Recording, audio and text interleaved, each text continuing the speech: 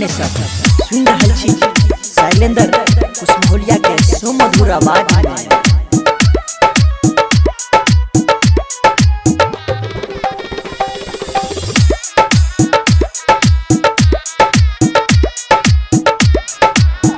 गे तोरा चहरन में जियो हम ठार मैया, देख हाथ में लगे गई हार मैया।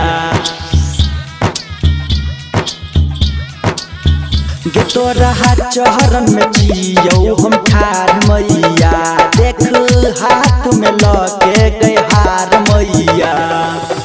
कखन सुन बह पुकार गए सुन सुन सुन गए मैया, कहर छो बेटा पुकार गए सुन सुन सुन गए मैया, बेटा करही छो पुकार गए।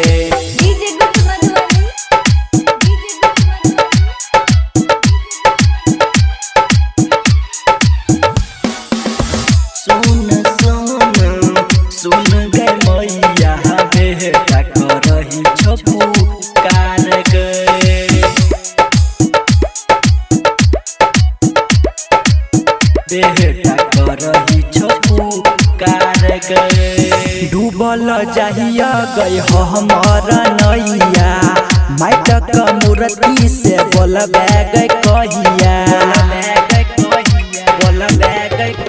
गई में। डूबल जाहिया गई हमर नैया, माटक मूर्ति से बोलबे गई कहिया। करभी कहिया उधार गे सुन सुन सुन गए मैया, बेटा करही छो पुकार गए सुन सुन सुन गए मैया, बेटा करही छो पुकार गए।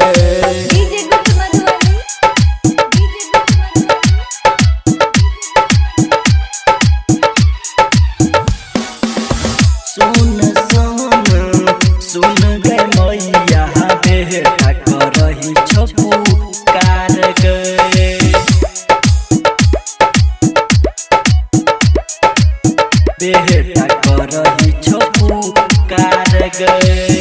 तोरे पे केने जियो महाविश्वास गए, किया तू कहरई छ हमारा निराश गए गई में। तोरे पे केने जियो हम विश्वास गए, किया तू कहरई छ हमारा निराश गए। मारे ताना संसार गे सुन सुन सुन गए मैया, बेटा करही छो पुकार गए सुन सुन सुन गए मैया, बेटा करही छो पुकार गए।